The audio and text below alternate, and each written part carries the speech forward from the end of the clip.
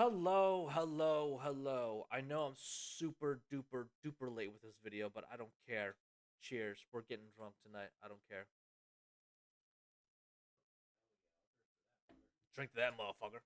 Um, yeah, so we're this episode, we're gonna recap all the divisional rounds, make a predictions for the title games, and talk about the coaching hires, because there has been a lot that's going on this past week when it comes to the coaching world. So the first game, Ravens absolutely destroyed the Houston Texans 34-10. They first half was pretty close, but the Baltimore Ravens, there's a bug on my screen. Sorry. If I'm my hands there's a bug. I'm just trying to fucking get this gnat out of my face. And my roommate's recording me on, I guess, Snapchat. Don't worry about it. No, I need to know what the fuck you're doing. I was gonna send it to my employee. Oh, he's just being a I don't, I was just being a little troll. he's just trolling. I don't know what the fuck he's doing. Anyway, whatever. So yeah, the first half of this game was really, really close, 10-10. And then Baltimore just showed why they are the best team in the NFL. Lamar Jackson did his thing. He ran for a couple more touchdowns. He threw a couple touchdowns. Lamar Jackson is going to win the MVP of the NFL, and hopefully I personally will be rooting for the Super Bowl. But the Houston Texans, excuse me, Jesus Christ, they had a good run. Like, no one expected them to win a division this year. No one expected CJ Stroud to play the way that he did. And no one expected D'Amico Ryans to coach the way that he did. So I think there's a good chance he's going to win Coach of the Year. It's either going to be him or Dan Campbell, it but round of applause for D'Amico, dog. He is a dog of a coach. He's a great head football coach, and he's going to be great for Houston for the next decade or so. This other game, unfortunately, the San Francisco 49ers beat the Green Bay Packers 24-21. I mean, the defensive plays that the Green Bay made against Dallas, they did not make in this game. They missed two crucial interceptions. Maybe one of them was definitely going to be a pick six. The other one, I don't think it would have been, but and also Jordan Love turned the football over twice. He threw two interceptions to Dre Greenlaw, which if you turn the football over, you're not going to win the games. But what the Packers did do is expose that the 49ers can be ran on. Aaron Jones had himself a hell of a day. I think he ran for like what, 100 over 100 yards. I don't remember the exact number, but it was definitely along the lines. It's definitely more than 100, maybe like 130 yards or something and a touchdown. They got a 2-point conversion. Their defense couldn't stop them enough to win the game, but that's just how it goes. But the good news for Green Bay is that they discovered that Jordan Love is the guy for them. He is the quarterback of the future, and he looked really good. And if he continues to improve, which he should do next year, they may get another Aaron Rodgers and another Brett Favre in their hands, a future Hall of Fame quarterback, which would be insane for had two Hall of Famers in 3 decades, possibly getting a third one and going to 4 decades, which would be absolutely nuts.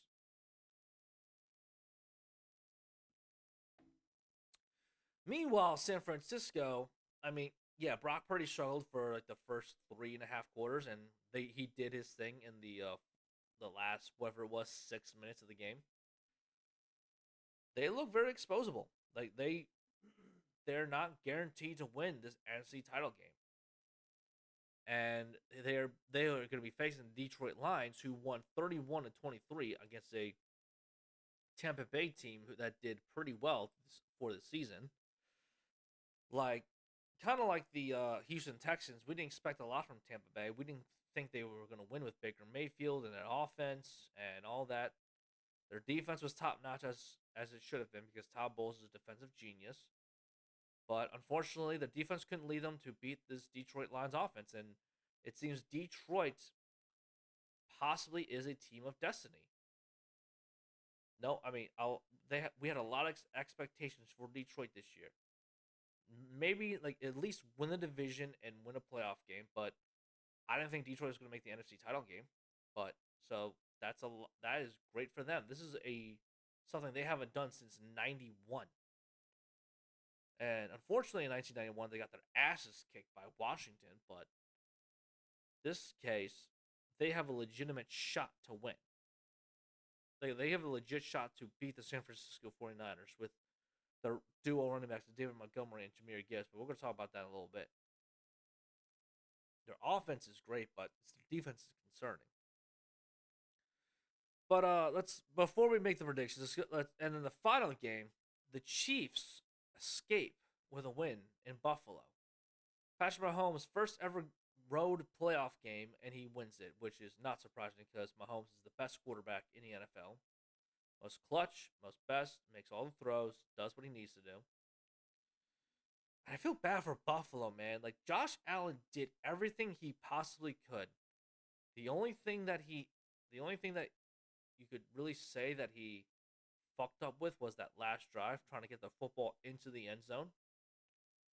Like he's trying to win the game right then, right now, like at the very end with less than 2 minutes left. Which unfortunately in that weather, causing the fucking kicker to miss, which would normally be an easy kick.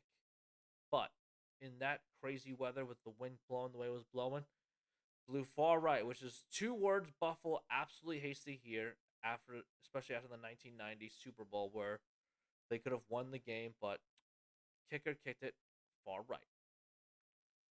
It's a damn shame because I don't know what Buffalo needs to do. I don't know if they're gonna fire Sean McDermott, which that'd be insane if they did. Sean McDermott's a great football coach, and obviously Joe Brady is the guy who should be running the offense for Buffalo.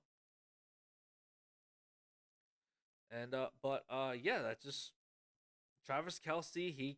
He emerged back as the top pass catcher for Kansas City, and the receivers actually made plays. Rasheed Rice made a couple of plays, and more importantly, Marquez Valdez Scantling made a couple of big plays in this game as well. So that's what helped the Chiefs to win. So let's go now. Let's make our predictions for the title games, the AFC Championship. Kansas City on the road once again in Baltimore. As much as you don't want, as you should not go against Patrick Mahomes. You should not really bet against him because he is coming up to be this generation's Tom Brady, where if you doubt him, you're going to regret doubting Mahomes. But I just feel like it's the Ravens' year. They have the best offense and the best defense remaining in the playoffs. Lamar Jackson can do whatever he wants. He can run the football extremely well. He can throw the football extremely well. He can get to whatever receivers he wants. He can run the ball however much he likes to. And there seems to be no weakness in the Baltimore Ravens. As much as I'm not doubting the Kansas City Chiefs at all, because their defense is I don't want to say historically great, but like for the Kansas City Chiefs, they have not had a great defense since like the 90s. So in 2023, this is the Chiefs' best defense they had in a very long time. And especially Mahomes. This is Mahomes' best defense he's ever had. But at home, the Ravens hosting their first ever AFC Championship game. Well, I think Baltimore's going to come out with the win. It's going to be a close game, but the Ravens are going to pull out the win, and they're going to be in the Super Bowl for the third time in their franchise history. And now the NFC Championship game, the Detroit Lions and the San Francisco 49ers. This is the first time the 49ers have been home for an NFC Championship game since 2019, and they beat the brakes out of the Green Bay Packers to make the Super Bowl. They ran the football all over that shitty defense, and there's a good chance that they can do that as well with this defense because as great as Detroit's offense is, their defense is not as good, but Detroit's defense has played well enough to make it this far. I think both offenses, in my opinion, are very evenly matched. Both have like a very steady quarterback situation, great running game, more with with McCaffrey, and the Lions have both in Jameer Gibbs and David Montgomery. Two number one wide receivers in Debo and Amon-Ra St. Brown. Two great tight ends in Kittle and Laporta.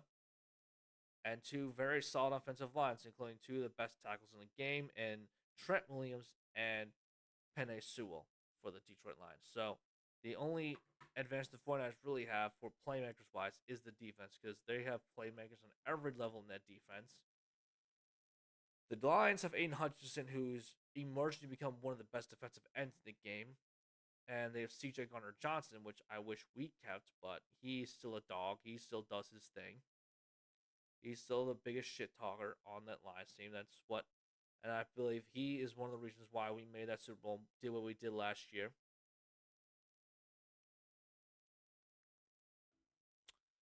But like I said, nothing against Aaron Glenn, but he's a good defensive coordinator. But the Niners defense is much better than Detroit's. But as I say that, I still believe in the magic of the Detroit Lions. I still believe that they will make their very first Super Bowl this year. I don't know what it is. It might be a Hollywood story in the come up, but I still believe the Detroit Lions will upset the San Francisco 49ers. They're favored by a touchdown and a half, which is like 7.5 points, which is insane, which is a lot, especially for a title game. So, like I said, I'm going with Detroit on the upset over the San Francisco 49ers, and Super Bowl 58 will be the Baltimore Ravens versus the Detroit Lions, and that will probably be another classic. At least I'm hoping it'll be a classic. But now let's go over the head coaching hirings, because there has been a lot going on this week when it comes to hiring head coaches. The Atlanta Falcons hire Raheem Morris. They choose him over Bill Belichick, which is shocking because Bill Belichick is the greatest defensive mind the game has ever seen. One of the greatest head coach that we've ever had, winning 6 Super Bowls. Even, excuse me, I know a lot of people give Tom Brady the credit, but Bill Belichick is also the coach of that team, so he has a lot to do with it as well. The Panthers hired Dave Canales, the Bucks offensive coordinator. He was in Tampa. Yeah, he was in Tampa Bay's offense. He helped reemerge Baker Mayfield to have career highs in passing yards and touchdowns, and I believe quarterback rating as well, and completion percentage. So this is a very interesting hire for the Panthers, and they hired Dan Morgan, who played for them as a GM. So I'm curious to see how this duo does, because apparently these two were together in Seattle for 7 years. So I'm very curious to see how this duo will do in Carolina, even though they don't have a first round pick this year. Huh. So apparently the Bears hired Shane Waldron as the offensive coordinator. I saw this today that Eric Washington is their defensive coordinator, and Kerry. I don't care about the quarterback coach. This is for head, but I want to look for head coaching. Raiders. Here we go. So Raiders hire Antonio Pierce. Mark Davis did the right thing and hired Antonio Pierce as a head coach. He deserves it. He almost took this Raiders team to the playoffs, and they hired a very good general manager in Tom Telesco.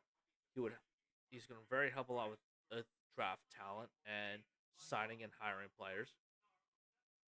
And now, arguably the biggest is Jim Harbaugh going to the LA Chargers.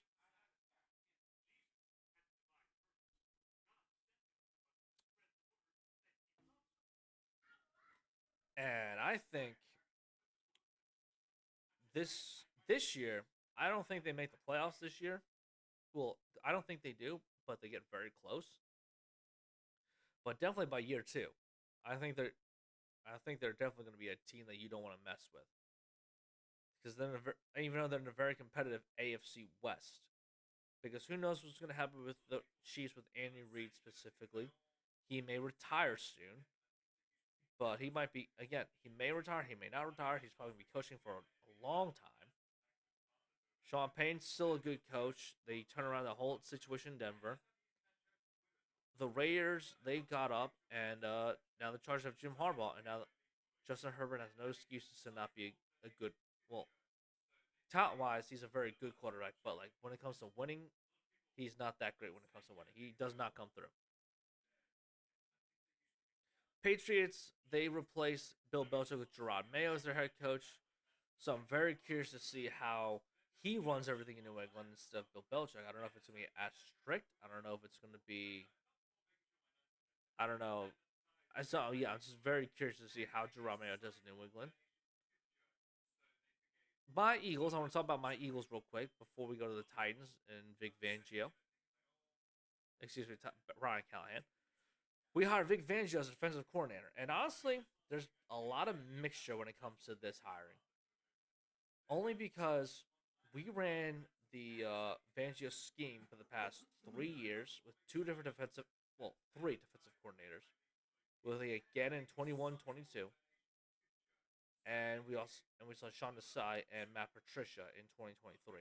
So obviously obviously the defense has not been that great this past year, but we have the Godfather, the man who created this very defense, running it this year for us, which is very, I don't know. It's not that it's bad because most of this defense is ranked in the top 5 and top 10 when it comes to points and yards allowed.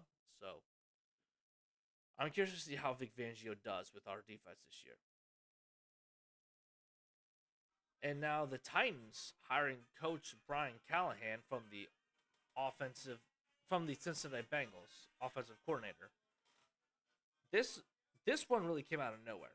I don't think Brian Callahan was on a lot of people's lists when it comes to head coaching hirings, so I'm just going to assume that I don't know what Tennessee saw in him. I don't know if it was because of his connections to his dad. I don't know if it's connections to whatever, but he must have interviewed very well. He must have laid out a plan, willing to work with the GMs or whatever, and the owner, because that was a very big thing. The owner said they wanted to collaborate with both the owner and the GM on football decisions when it comes to the Tennessee Titans. So I guess whoever they interviewed, Brian Callahan was willing to work with both of them, and we'll see how it goes. I don't know how it's going to work out in Tennessee, but I would say it's cautiously optimistic because as much as Vrabel is a good head coach, he was not very successful when it comes to the offense.